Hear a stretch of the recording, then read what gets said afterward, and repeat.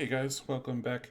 Um, if you've been around the channel for a while, you know that I have spent the last few years working on archiving and preserving the Robotech collectible card game. And through a long series of random events, I happened to get directly in touch with the creators, James and Erick, who happen to be here with me today. They've been gracious enough to agree to doing an interview, just kind of going over how they worked on the game, what the process was like, etc. So I'll just cover some of that with them. We'll get it right into it. Thanks, guys, for being here and doing this. It really does mean a lot. It's cool to be able to cover this. It's definitely some unheard of information for sure. Yeah, sounds good. I'm glad you were able to kind of find us. It's good to go back and look at some of the work that we used to do. So Yeah. happy to be here. All right. So just to get started, I guess just tell me like a little bit about yourselves, how what your position or whatever within the production would have been, designer, developer, publisher, however you phrase it, just kind of where you were with the project, and just a little bit about yourselves, your careers, just who you are. Okay, sure. I guess I'll start. My Sure. name is James Takenaka. I'm actually working at Quartermaster Direct, which is known as a consolidator in the board game industry. And we're a part of Quartermaster Logistics, which is a fulfillment company that, if some of your viewers know about Kickstarter, they might have gotten packages shipped by Quartermaster Logistics. Um, I guess back then, when we were doing Robotech, I would have been known as the developer. I didn't even know what that term was at the time. Everybody's got to remember this is like way back when, and we did not know that much about the card game industry. We Sure. knew a little bit, but we not as much as I know now, because I've been doing this now for like 20 years. Yeah. Um, but yeah, it was a lot of fun. Kind of just making your dream happen of working with Robotech. That's so cool. Erick, how about you? Yeah, I guess it's a little bit different story. I'm basically a software programmer by trade. Been doing that for many years now. I manage a software development team. But while I was doing this, and maybe there's a little bit more backstory than James wants to admit.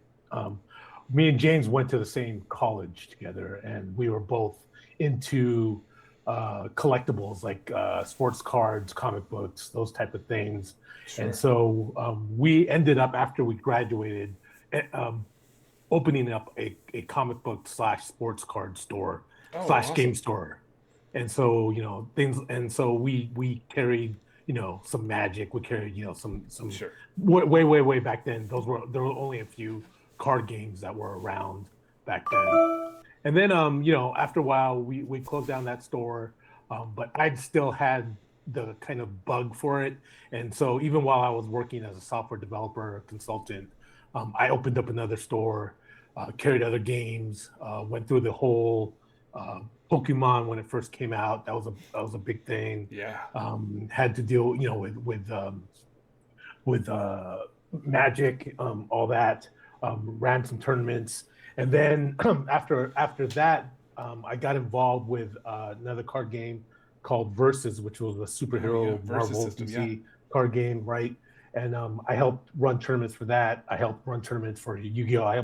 So I was like big into the card game scene, and at the same time, James was still working on sort of like, I think, what would you say, the sales side of it, maybe, or the, I don't know, the management side of it.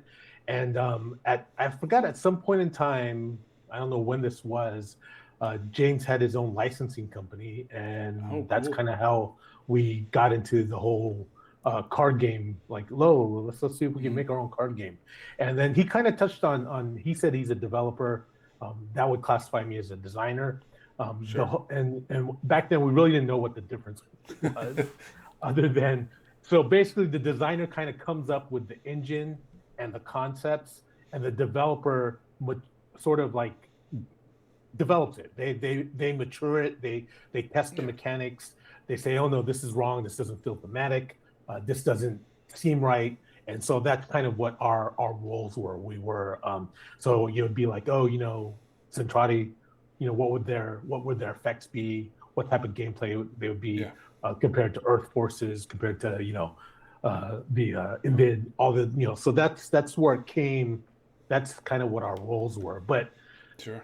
James knew way more about Robotech than I did. He was, other than me being a fanboy of Robotech when I was a little kid, and watching it and everything, Yeah. that James knew a lot more about the property itself. And so he was also, I would say, he was also involved in the design aspect, because he'd be the one to say, well, I think they do this. Well, and then so he'd kind of tell me what they do, and then I'd say, okay, let's build a game mechanic around it. So that's kind of how we came up with developing the game engine and the effects and the mechanics and everything regarding that.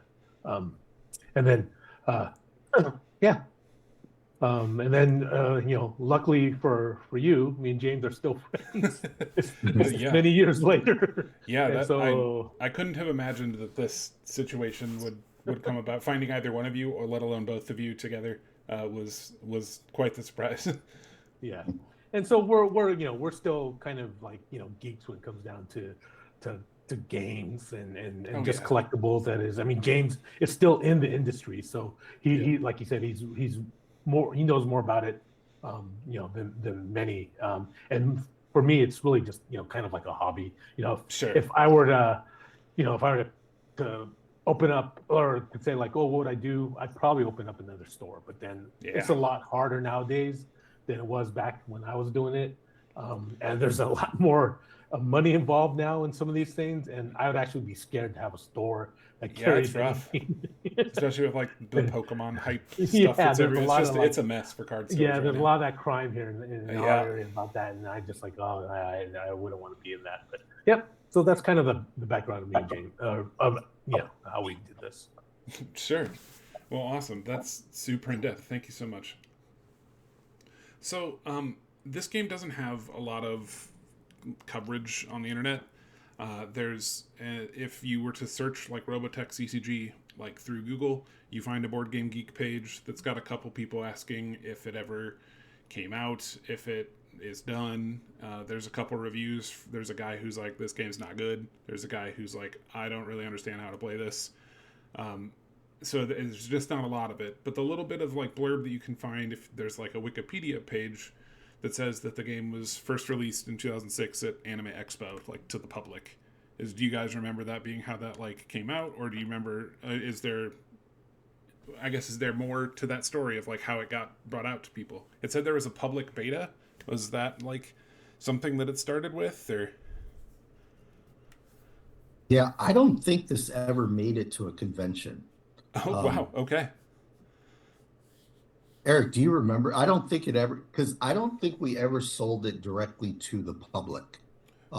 Yeah. We sold it through distributors, and at the time, I only knew who like Diamond Comics was. Yep. And so I think we sold it on consignment basis, I think, through Diamond. Yep. And so that's why anybody who bought it, only a couple hundred units of each deck, I think, made it to the public. Sure. So, yeah, I mean, it sure feels like that. yeah, so it's rare. Yeah. It's rare out there. Yeah.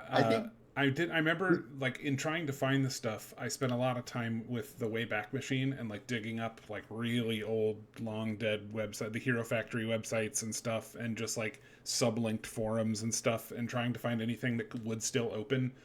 And I do remember there being things about like that it was, basically just sold directly through the website or like through to like a distributor level, not like a walk into a game store and kind of pick it up kind of thing. So yeah, that sounds at least like what I've found too.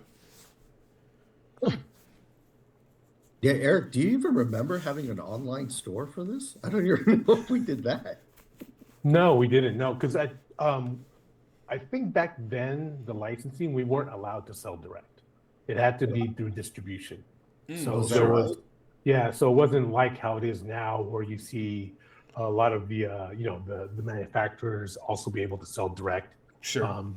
Yeah, because even like way back then, like before, I don't know if you remember, you couldn't buy from like from like Hasbro or whoever directly. You had to Yeah. buy the product to retail, and then at one point in time they changed the model, and then you're able to buy directly from them. And I think a lot of stores got upset about that. But yeah, I think back then we didn't sell direct.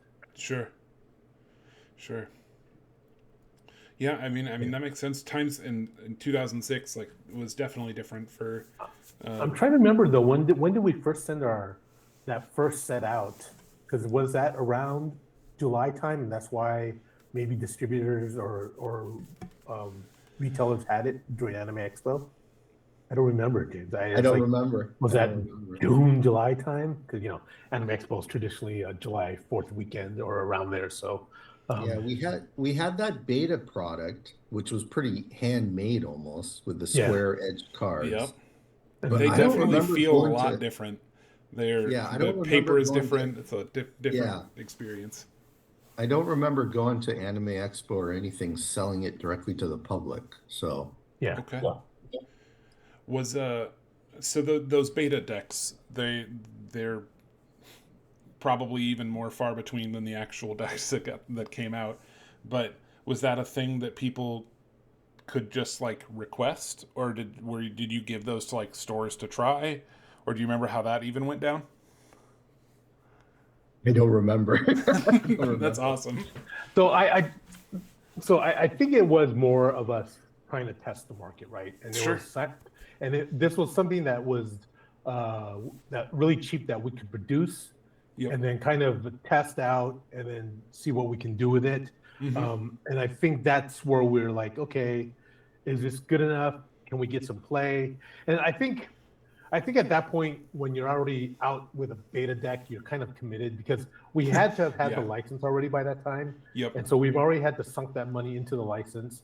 And so it's kind of like, So you gotta well, do something with it, this is what we're going to throw out until we get the actual, the production run started. Sure. And so that was kind of like, our test. And like you said, it was the way those were made. Those were just like, cut cards. So that's why they're square edges. Yep. They weren't die cut. They were on, just regular.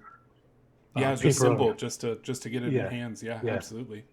James, did we produce those, or was that done by the card company that we used, by the printing company that we used?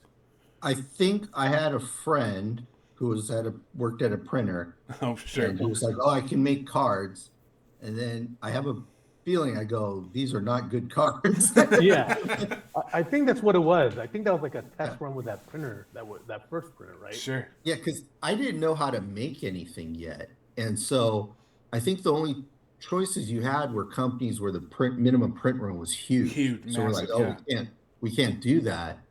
So my friend that I used to work with printed those, and we made those beta items. Sure. And then I think I found, it's funny, I found a printer that just does like playing cards. Yep. And so we did that kind of production instead. Sure. Oh, and I guess that makes sense with the sealed decks then, too. Yes. Yeah. Like So that really. that's when we go, okay, this is a product but you could tell, like, I didn't know how to get barcodes, Yep. back then. Yeah, they don't have those. There's a Yeah, spot like, for it. So we were only selling through Hobby Direct, Yep. through Diamond. And so like I said, back then it was just like two kids with some money that could get the license and make something. And Yeah. we didn't, I at least did not know how to make anything yet. Sure. That's a question I'd like to cover for just a little bit. So licensing. So Robotech has a dark history of being tough to get handled with through Harmony Gold and stuff. At the time, 2006 was still a different time. Was that easier to do? Were they cool? Were they like receptive of the idea? Did you have to work for it? How did that? What part of that can you remember or share? Yeah, so that's probably more my story.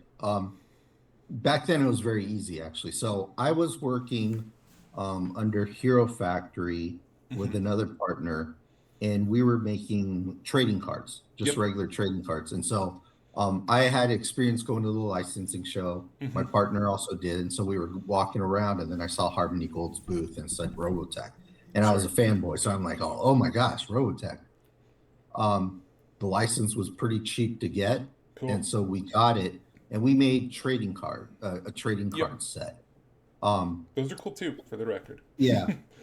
So after that happened, my partner and I split up, and I was still owner of Hero Factory. Yep. And because we had those contacts, and like I said, back then I think it was just they were new, so they weren't hard to work with. Sure.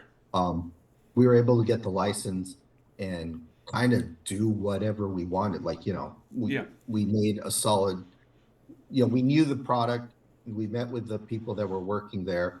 And so it was very easy. Even the approvals were easy. They kind of knew that they didn't know about collectible card games, so they were just kind of trusting us. The vision.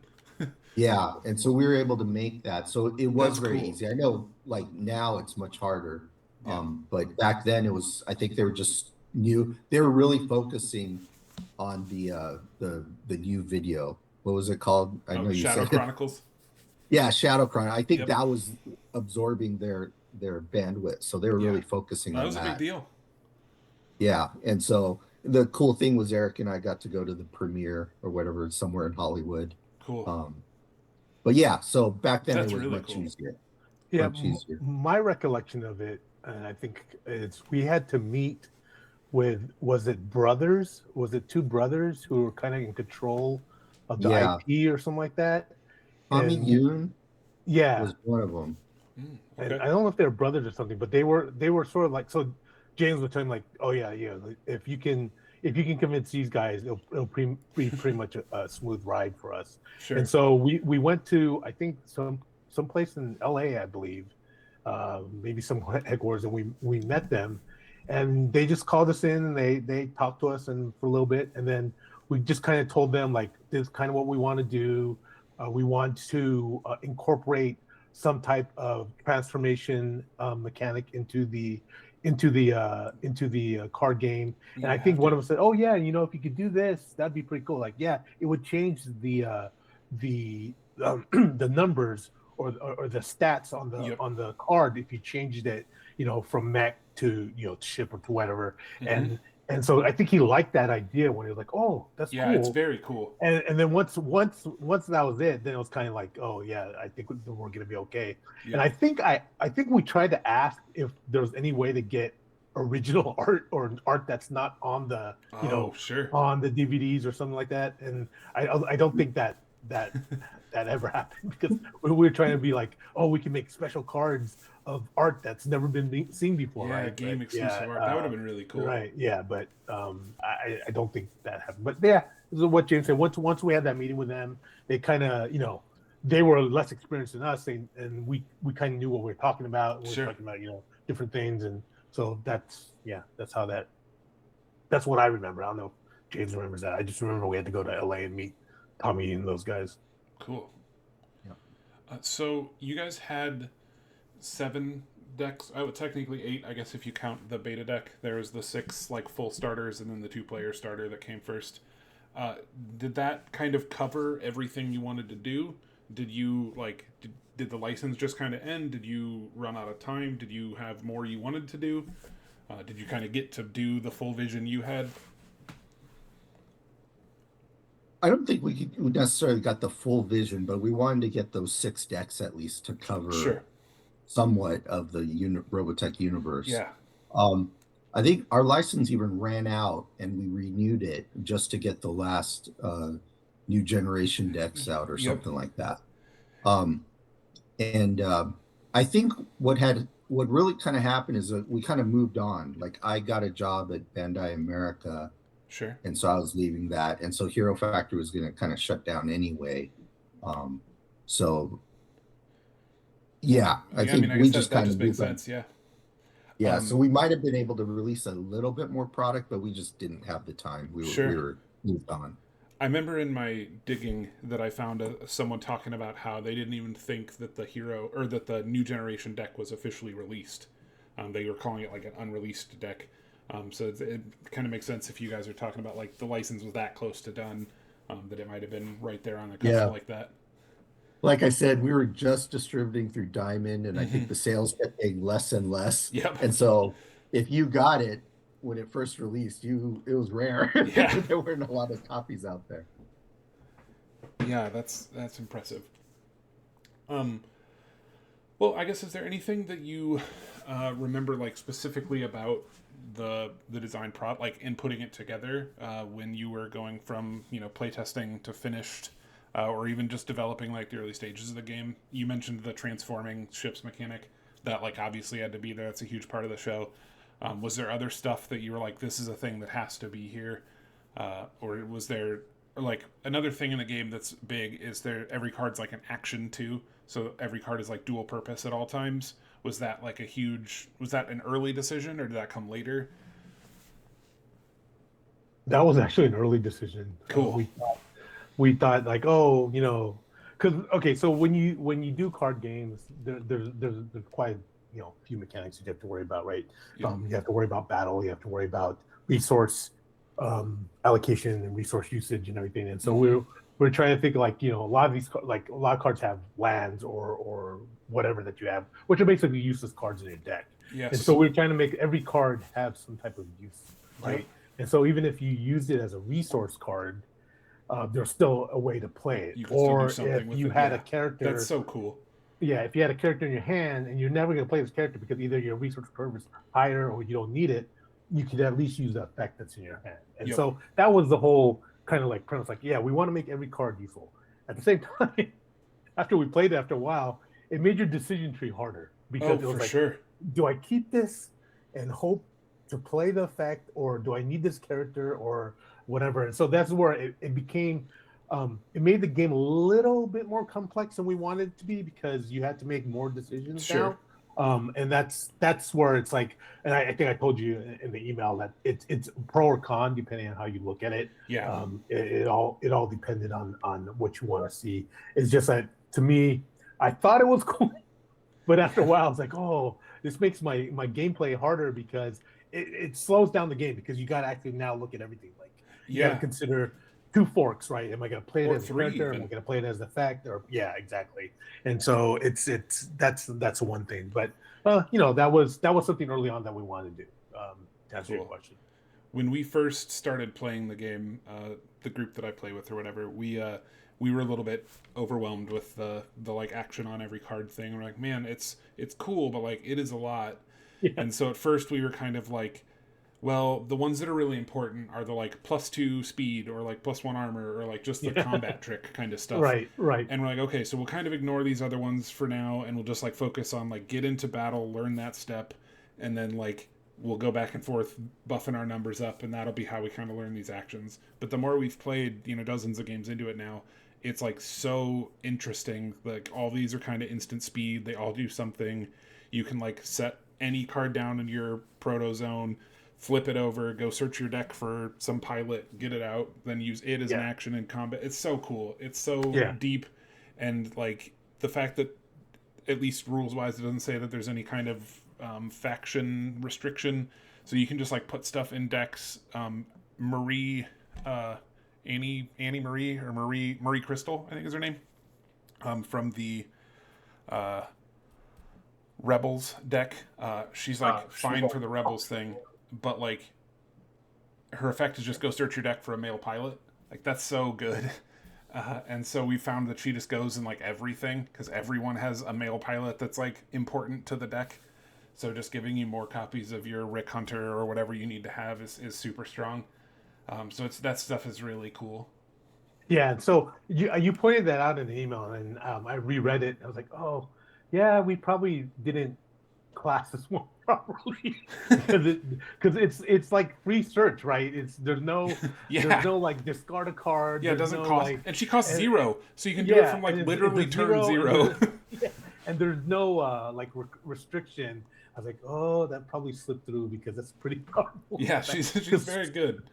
Because search is like awesome. Yeah, and then just the fact that, like you said, you could splash it in any deck, that makes it a little more overpowered. So when you pointed it out, I was like, oh yeah, that's actually. But it's nice because in that game too, like you could play. You mentioned that you could play like any card as a resource or whatever, but you can also play like a pilot each turn instead of a resource card, which still sort of counts towards your number. And those are really important for having pilots in your suits or your civilians for building up SDF1 effects and stuff. So like having access to digging those out keeps your deck like engine moving really well. So it just makes the construction process really cool for the game. I think Yeah, and it's that's really and I deep. think that was what we like, at least from my experience from playing card games, was the resourcing was we wanted it to be every card could be a resource, and then Yeah. even if you use it as a resource, it still has an effect that you can play. And Yeah, and that's even if you use awesome. it as a pilot, it's still a resource. And so this is where we kind of like that was the one thing that, because that's always like the hard part to determine with a lot of card Hmm. games is the resource system. Like, what do you Yeah. do for the resource system? Well, And so that's where, and so the reason why we liked, like I liked versus, was any card could be a resource. It yep. didn't have to be like lands Or your or resources were super elements. good. Um, Right. but any Right. card could just go down there face down or whatever. Yeah.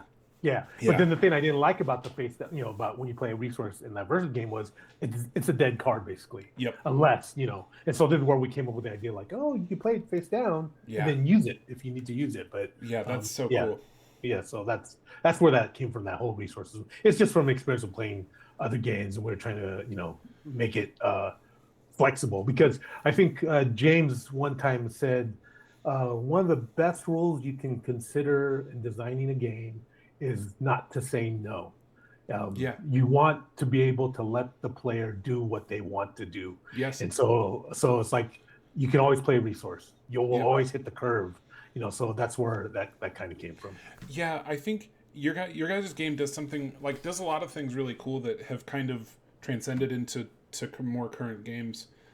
Fantasy Flight has they have their like living card game model, which has been named by them and then carried on since, but was the idea that like you buy a deck or a pack of cards and you don't buy booster packs and it's just ready, and you buy one each time something comes out and you just have it. And you guys did that before they came out with that. Your resource everywhere, like every card is a resource thing, that's in like almost every game now, so that's cool. The sort of like shared back and forth turn thing is used a ton in like the new Star Wars game that's out. So there's a lot of things like when I teach people Robotech, they're like, oh, it's like Star Wars. I'm like, it's like Star Wars, yeah. Or oh, it's like Duel Masters or something. And there's a ton of things that people like can latch onto that I think you guys kind of almost like pioneered secretly in playing it. And when I remember that it's from 2006, it happens before a lot of these things come into being used other places. So it's just really interesting to see. Oh, yeah. That's all Eric. I didn't know any of that.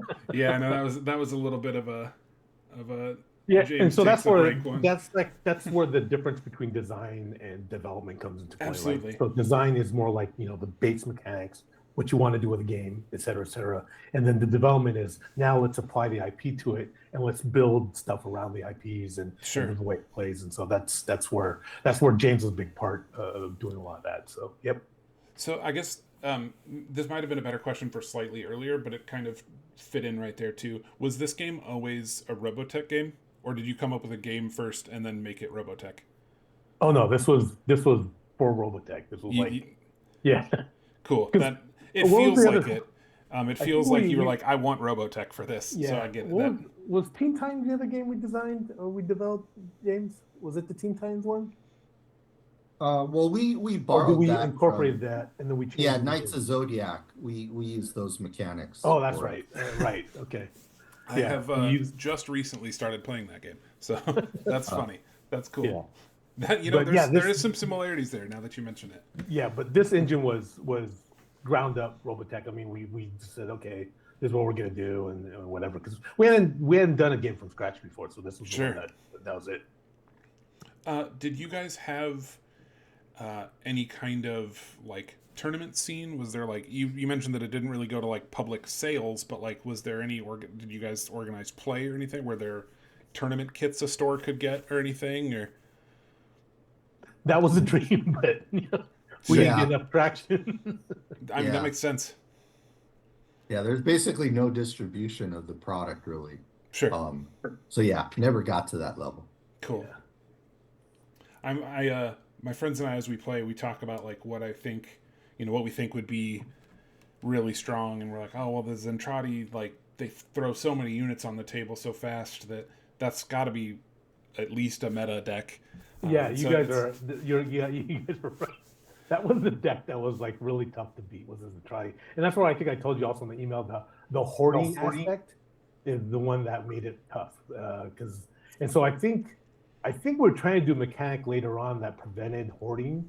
Sure. But I don't know if we ever got to it. But yeah, that was when we were playtesting, it was easier just wait, just take hits, build up your Zentradi forces, and then just swarm and overrun your opponent. Yeah, that's the like you get points for unblocked attacks. You just gain battle points that way. Or if I do block and you kill my guy, you just get points for whatever he costs too. So even if I stop the attack, you're still scoring something. Yeah. And that like it makes it hard. Sometimes you just get too many things on the table to answer. And the RDF, like the Earth cards, they play pretty mid-range. They play like mid-range well, and they've got like their counterspell kind of stuff, and that's nice. But like sometimes they just get kind of overrun. I like that the last couple of decks have, like the Invid deck has the Reguess and the song, the Metamorphosis song thing that wins the game if you have the 8 resources and things. So I think it's cool that you guys kind of dug into alternate win conditions. Yeah, alternate win cons, and like just things got a little different as it went on. And we can't take all the credit for that, because we did have gamers, because a lot of this was done in my store. Sure. And so we had gamers who come in and they test, and these guys were Magic players. These guys were whatever, and they would come in and they'd say, oh, and then they would do things and say like, oh, you should do this and you should do this. And then we had a friend, his name was Patrick Ipoko. I should mention him here. I guess if he ever hears this, he'll be excited. But his whole game style was about his whole game style was about alternate win conditions. He was always like, oh, a control deck was his thing. Alternate win conditions was his thing. So so he was kind of one of the guys that, hey, you need to put an alternate win condition. So I think that's probably where that it's so cool. It's my favorite like deck in the game, and it's so different. It's so interesting how different it is. Just the little carrier that replays the little 1-drop invid things to just kind of chump block early so that you can just kind of ramp. It's really neat how it plays. It feels so different than the other decks. I like how each of them, even just with 6 different decks, or I guess it's kind of like 5, 6, 7, like 8 or so if you count like the half decks as like their own individual deck. If you were to buy more than one, right? You could like there's still very different archetypes within them. The Britai thing is a very different archetype than the Azonia's stuff, and the SDF1 stuff is even different than the Blue Squadron thing. Like it's not just more Earth cards or more Zentradi cards for the same deck. They were very different, and I think that's really cool. Yeah, and I think that's where a lot of James's input was, because he was like, okay, so our next set of decks is going to be this, and it's going to be these characters and these races, and what do we do with these things? And so that was kind of like the fun part, right? That was just like, oh, how thematic can we make this? Sure. In regards to game mechanics, and so that's where a lot of the development of the because with the game engine designed already, now it's just developing. Yeah, now you just plug the IP into the mechanics. Right. Yep. Right. I think the game captures the show really well. The transforming ships makes a lot of sense. The Zentradi bringing all their battle pods and stuff in, being really swarmy, makes a lot of sense. The locations and the vessels being like their own giant fighting thing. Like they don't fight the little guys, they fight on their own. That feels really important to the show, because so much of that is the gigantic space battles, and not just the fighters zipping around, but the big carriers and the SDF-1 itself and stuff. Yeah. So it makes a lot of sense that stuff is really represented in the game, and I think it does a really good job of capturing that. Yeah, that's some of the stuff, right? You look at it and you look at other games. It's like, how does a battleship fight, a small little drone or whatever that is? So you have to take that into consideration and build the like the mechanics and effects around that. So yeah, it's funny because like me and James were saying, we've forgotten a lot of this stuff, but then you talking about, it's like, oh yeah, that's right, we did that. Yeah. Oh yeah, that's right, we did that too. Yeah, I bet it's probably the first time you've gotten to talk about it much in years, I'm sure. It's been years, decades. Well, it's cool that you guys remember, even unlocking it for you. It's cool that you guys remember as much of it as you do. I'm sure there was still, a ton that went into it, even if it wasn't around for all that long. It's cool that we still got 6 decks out of it. The card pool is something like 300-ish cards or something, which is still like plenty for building really, like different decks. There's multiple styles you can play. If you want to alt win con, you've got it. If you want to control deck, you've got it. If you want an aggro deck, so all the kind of player types, the Timmies and the whatnot, can be represented, and I think that that's really cool.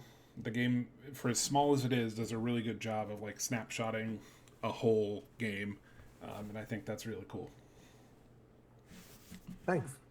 Yeah, it's kind of weird because I'm an aggro player. Like I just like to, I just like to attack, and so it was hard for me to slow down and try to get into these other archetypes and try to figure out what how these should work. And that's why, again, like I said, the guys who used to go to my store, a lot of credit to them. The playtest, I think we even listed them on our rule book at one time in the back with all the playtesters. A lot of those guys. Oh, see, that would be really cool. The rules that exist now, at least, there's like the color one that came in the 2-player deck, and then they were black and white after that. But they start at like 0.91 or something and go up to 0.95, and they're all just like the play mat on the back and then like the rule sheet on the front. Where other games have like a full like rule book, and there's like sometimes there's the little section for even finding your guys' names. Would sometimes be in like the back of a book like that, but on the rule sheet there's nothing like that. So I thought we had it somewhere. James, do you remember? I thought we at one time we printed something, and we had a bunch of names on there with all the guys on there. No, I don't remember doing that. Oh, but like I didn't even remember there was a color playmat. Oh yeah, we're talking about that. The beta. I was trying to remind them that we had one. I think it had the layout of the play area on one side, and then the rules on the back, right? Or something like that, and it folded up so that it could fit inside the little blue the little the blue special card box. Those are really cool too, by the way. They look very nice.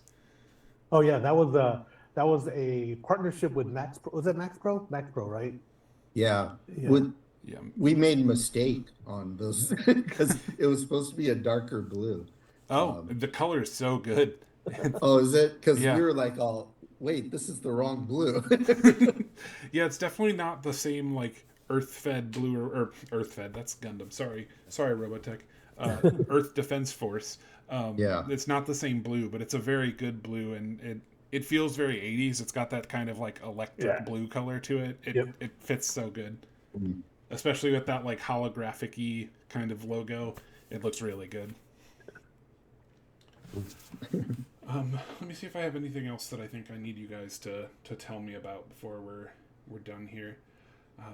I guess one question that I have written down here, did you guys have what was your like online involvement like with people? Like when I was digging for information, I did find forums and things. None of them, and with the Wayback Machine, it never archives like actual forum posts. It'll archive the page, but then you go to the forum, like nothing loads, nothing's there. Were you guys like were you in contact directly with players? Or is it kind of like you just read from inside the office and talked internally? Some games were like that where you could just kind of directly contact other companies' versions of yourselves. Some games were very hands-off with the players. Do you guys remember how your involvement was with that? I think we were posting on Robotech.com in the forum. Yeah. So I think we were like posting stuff in it. Maybe, I wonder if our stuff was forum. Maybe our stuff was for sale on Robotech.com. Maybe that's how that might have been what I found. Because I there definitely found like a was. sale It was page. for selling on Robotech.com. You're right. Yeah, it was. They were selling it directly too. There's a so maybe they took it to Anime Expo. Oh, sure. Maybe that's how it happened. I totally forgot about Robotech.com. Yeah, but I do think we try to answer questions on Robotech.com. Okay. I think at one point in time we were trying to answer questions on Board Game Geek. Sure. Because people were asking rules questions, and then I think there was some guy who was trying to be ambassador for the game. Sure. And so he was fielding questions and asking me stuff. But man, if I hadn't been 16 at the time. But I think at the again low play rate, not a lot of people playing, so we weren't getting a lot of questions. But Hmm. whenever we did get questions, we tried to answer them as best as we could. Yeah, I Um, remember that Robotech forum. It has like 122 or something posts. You can't see any of them, but there's a bunch. And so I was like, oh, I wonder if it was just people talking about decks, or if it was you guys in there talking to people. That's definitely one of the like lost to time kind of relics of gaming or whatever. But it's cool that we can uncover as much of this as we've gotten to. Is there anything else that either of you guys want to like include? Anything that you have that's come back to you in the process of this conversation?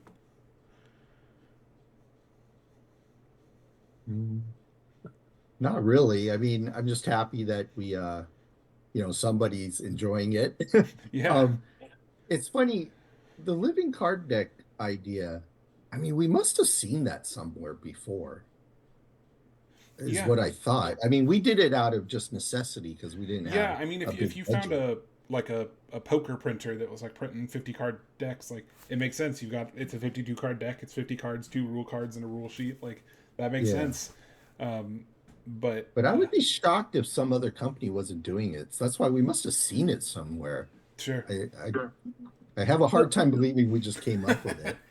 well, I don't know if it's like we came up with it. I think what happened was because again, we were going off the whole Magic premise where they did starter decks or theme decks, Yep. where you had theme decks and they were pre-built and whatever because that's what we could afford Hmm. to print.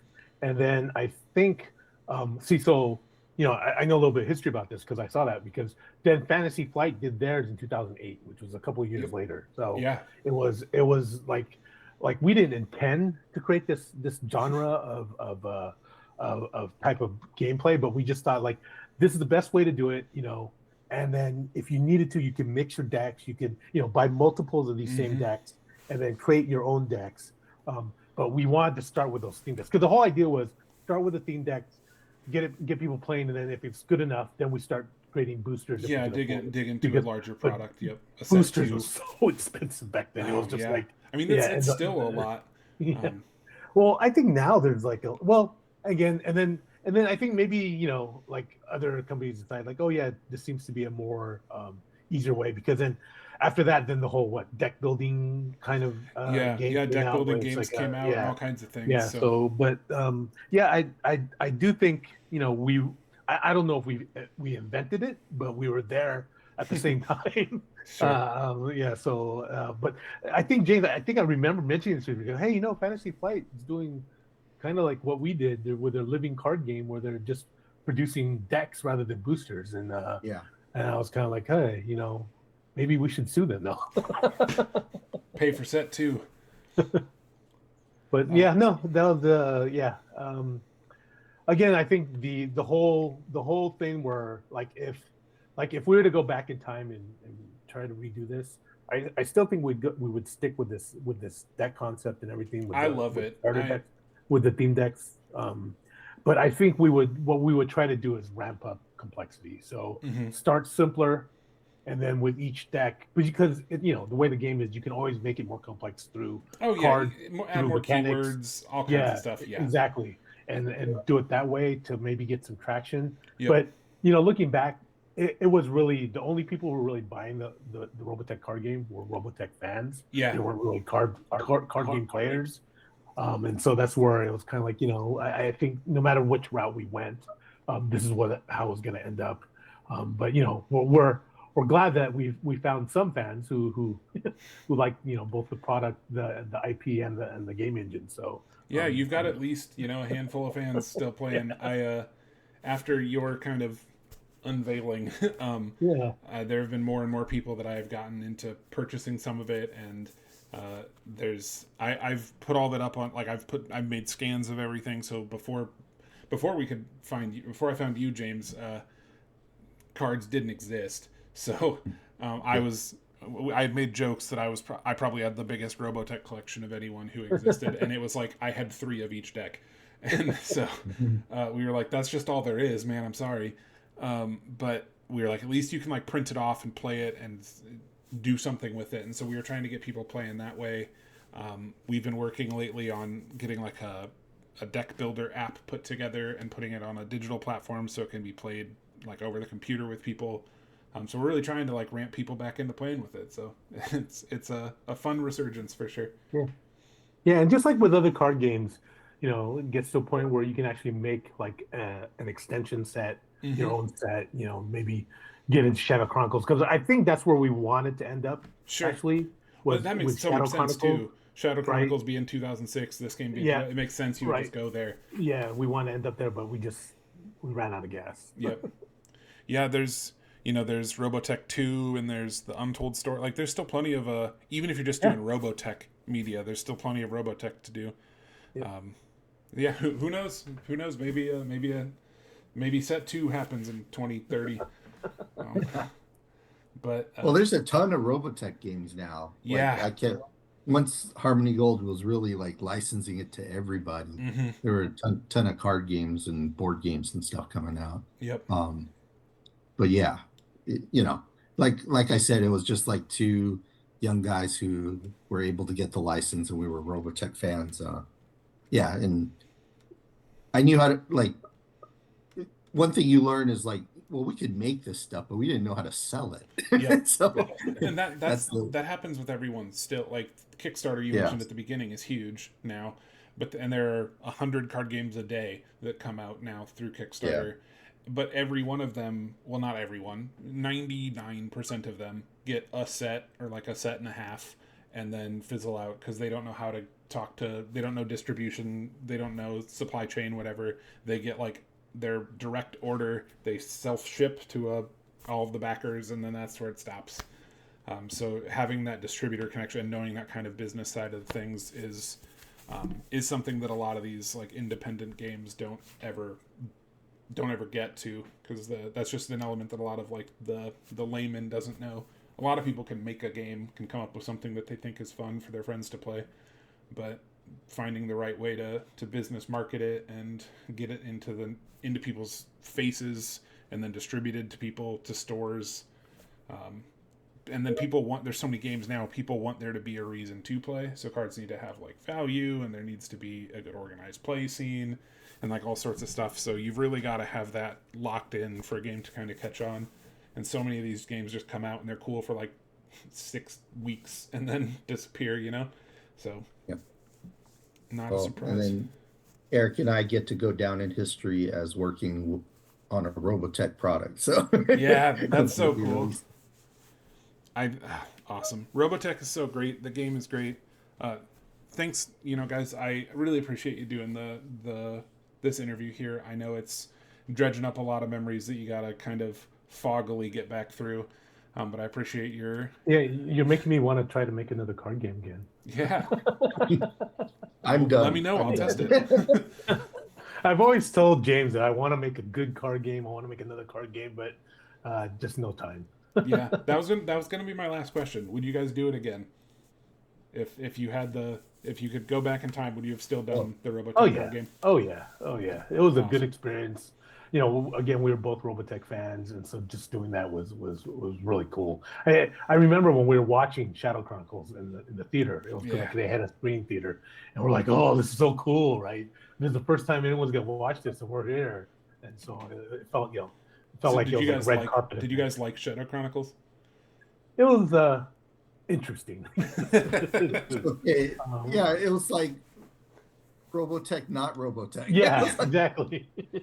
Yeah, that's a really good way to put it. I just watched it again, like literally 2 days ago, just kind of prepping for that it might come up, and yeah, it has a different vibe for sure. Yeah. But And it was kind of weird because it was like the characters were like kind of like off screen, the ones that you want to see. yeah, Right? And it's like, oh, I want to see that character again. So yeah, it's cool to see it be like, that was the first, like, I don't want to say American Robotech, but like that was the first like original Robotech thing.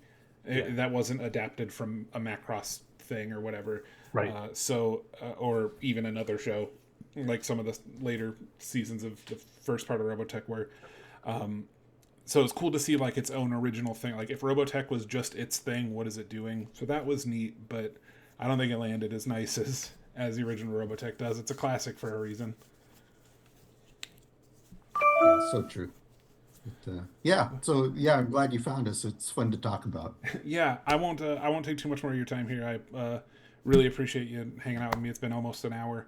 Uh, I've covered kind of everything I needed to say. I appreciate you guys being here, covering everything you did. I'm sure you'll probably hear from me about something again in the future.